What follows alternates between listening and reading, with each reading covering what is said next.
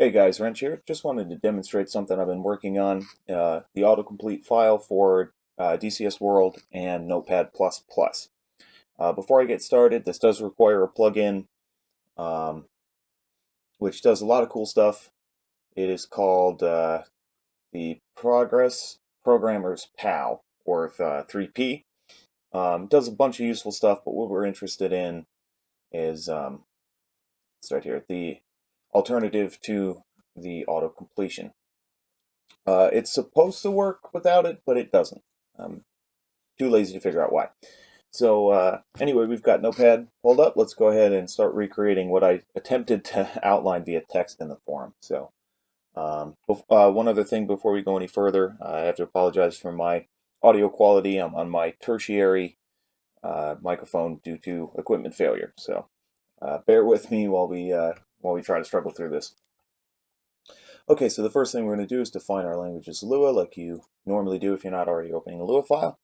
And the first one was a get position, which is normally something you do all the time, and it's sort of a pain in the butt. So this makes it a little bit easier. I'm going to say local, and then when I hit Shift U, when I put in a capital U, it's going to guess unit, and then put in my dot, and we need get by name. So GTBN.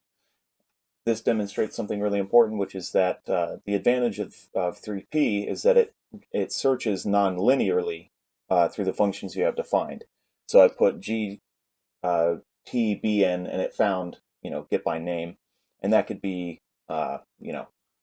any letters that show up in the name of the function. This is really great if you can only remember, oh, is it trigger action or trigger miss, miscellaneous or whatever. Just start typing what you can remember and it'll guess the rest. That's really handy. All right, so anyway, I'm going to go ahead and put that in. And I'm going to leave the string underscore name there anyway. So then we'll go ahead and start the next part of our function. So the regular way would be colon get position open close dot p. And that works, but it's slow and horrible. So one of the things that I did is I defined that specifically by itself, rather than get position. And again, using nonlinear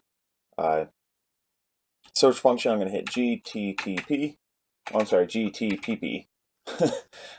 which is just sort of a shorthand I found that works really well for that. So bang, we get that one. So if I do that in full speed here, oops, I always forget to put in the period though. That still needs to be there. Okay, there we go. And then, I can come in here and substitute in my unit name, whatever I have to do. Okay, so that's that. The other thing I did on the forum was I demonstrated making an event handler, so I'm going to go ahead and run through that. So the first thing we need is a table showing what information we can get. So what I'm going to do is evtde, okay, there's event dead, and bang. So that just gives us a table and says, hey, you can get the time that he died and the unit that died. That's the information that we want. So now we need to define our event handler. So we're going to say start typing on event, and there it pops up. And this is going to give us a couple of things here. The function name. I have everything with an underscore so that you can double click it and it'll select the necessary block of text automatically, so you don't have to try to, if there's a space in there, like there is on the wiki, you get this garbage where it won't actually select the whole thing, whereas because it's because it has the underscore, it's considered one thing. So I'm going to call this def text. Okay, and then the event name is one of the things we get from our little table. I should mention also the tables are commented out automatically because DCS does not like you trying to define these event tables. Okay, so there's a ton of ways that I could get this information that we're looking for. So I could do a local, something that's going to not be global anywhere else. So initer, and then event. If I can type dot and then we see because initiator is up here, it guessed it. So another one of the features of 3GP. So that's one way to do it. I like to try to combine as much crap as I can, so we're not going to do that.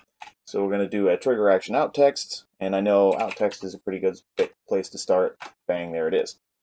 So now our string text, well, we know we're going to need a toString. That one I haven't defined yet, so it doesn't automatically put in your parentheses. I'll have to do that later.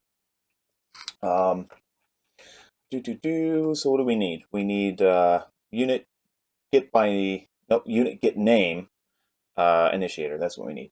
So we're going to put in unit, and then we got to put in the period. Get name.